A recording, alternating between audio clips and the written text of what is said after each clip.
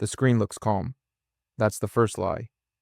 Volatility indexes asleep, spreads compressed, commentators smiling with that plastic serenity that only exists when nobody is asking the wrong questions. When markets look calm, risk doesn't disappear. It metastasizes. It goes underground. It moves from price to structure, from headlines to footnotes, from charts to warehouses. This is the phase people misunderstand every single cycle. They think danger announces itself with sirens. It doesn't. It whispers. It hides in boring documents, in clearing rules, and balance sheet assumptions that only work if nobody asks for delivery at the same time. Let me start with a simple observation that sounds trivial until you sit with it long enough. Calm markets are not stable markets. They are anesthetized markets. Stability requires resilience. Calm requires only suppression. You suppress volatility the same way you suppress pain. With medication, with leverage, with narrative. And eventually, the bill comes due. Look at the geography of truth. New York and London sell stories. Futures, forwards, options, swaps. Layers of abstraction so thick you forget what the original asset even was. Shanghai doesn't care about your story. Neither does Mumbai. Neither do the central banks quietly accumulating metal while publicly talking about diversification. The West trades paper claims on reality. The East increasingly demands reality itself. That's not ideology. That's physics. Paper can be printed, rehypothecated, rolled, netted, offset. Physical assets obey different laws. You cannot net out a bar of silver. You cannot roll over a warehouse that's empty. You cannot settle a force majeure clause with a press release if the ships don't arrive. And yet the screens look calm. This is where the financial war metaphor stops being metaphor. Banks are not intermediaries anymore. They are fortified positions. Clearinghouses are not neutral utilities. They are choke points. The market is not a marketplace. It's a battlefield, with rules written by lawyers who understand incentives better than morality. Every war has a quiet phase, the phase where logistics are stretched but not broken, where supply lines are thin but still functioning, where generals speak softly while moving units at night. That's where we are. You see it in the spreads that don't make sense if you actually model delivery. You see it in backwardations that appear and disappear like glitches. You see it in lease rates nobody on television mentions. You see it in inventory numbers that go down in straight lines, like someone draining a reservoir and hoping it refills before anyone notices.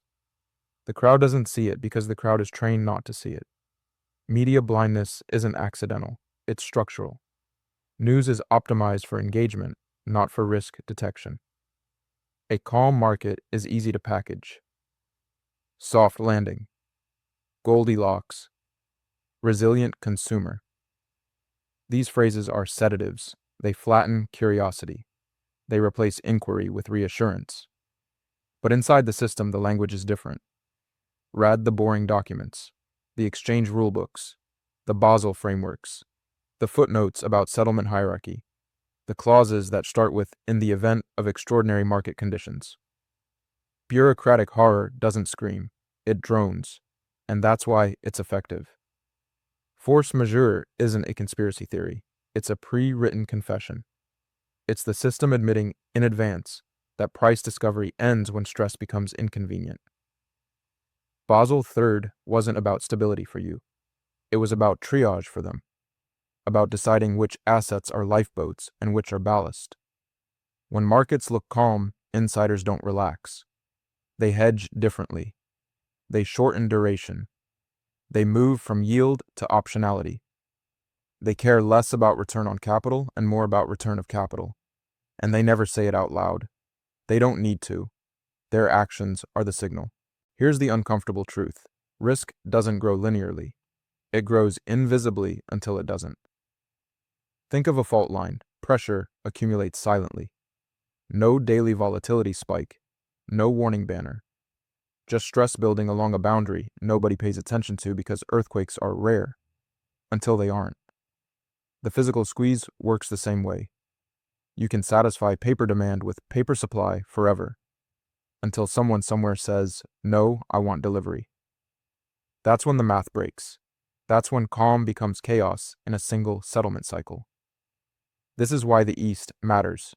Not because it's morally superior, because it's structurally honest. When Shanghai prices something, it prices the thing. Not a derivative of a promise.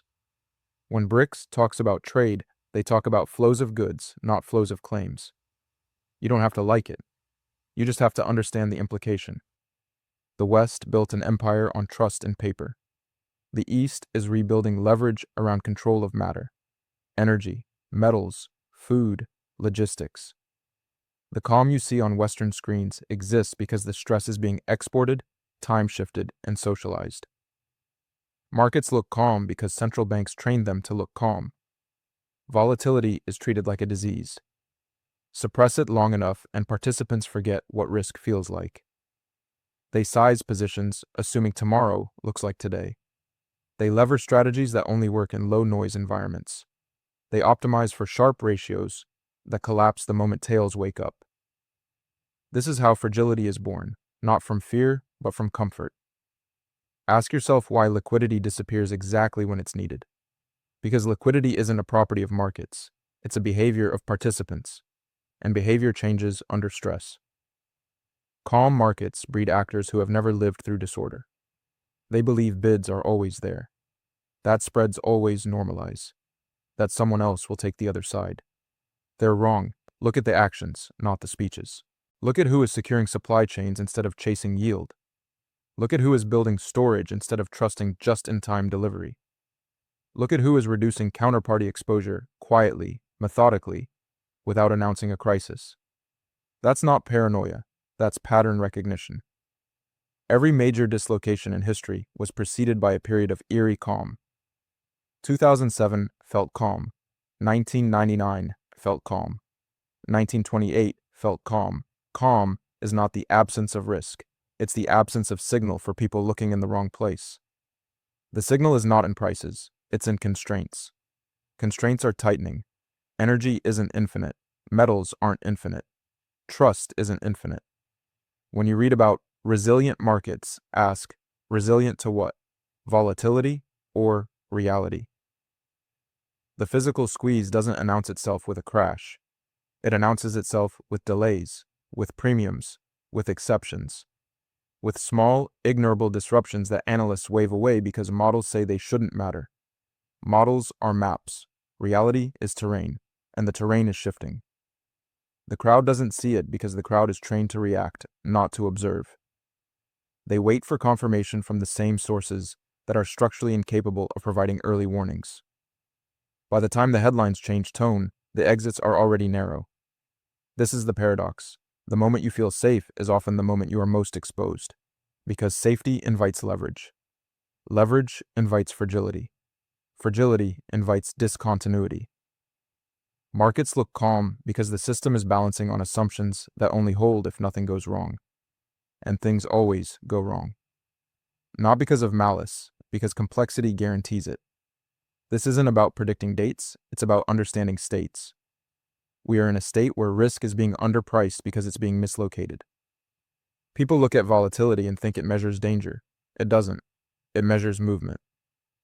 The real danger is immobility, assets that cannot move when they need to, claims that cannot be settled when called, promises that rely on infinite confidence in finite systems. When you hear everything is priced in, understand what that really means. It means everything that fits the model is priced in. Everything that breaks the model is ignored, and the things that break models are the only things that matter. The calm is the camouflage. The quiet before logistics matter more than liquidity. Before possession matters more than price. Before sovereignty matters more than yield. You don't need to panic to see this. Panic is for the end of the movie. This is the part where the camera lingers too long on a peaceful scene, and you feel uneasy without knowing why. That unease is rational, because paper can be printed, trust can be stretched, narratives can be recycled, but atoms don't negotiate. And when systems built on abstraction collide with systems grounded in physics, the outcome is not symmetrical. Markets look calm. That's not reassurance. That's a warning, written in invisible ink. The future doesn't arrive like a headline. It seeps in. It starts as a statistical anomaly, then a rumor, then a logistical inconvenience. And only at the very end does it become a crisis everyone agrees was unforeseeable. What comes next will feel sudden only to those who outsource thinking to price charts. There are three broad paths from here, and none of them look like the smooth continuation the market is currently pricing. Not because I'm pessimistic, but because systems under strain don't resolve politely.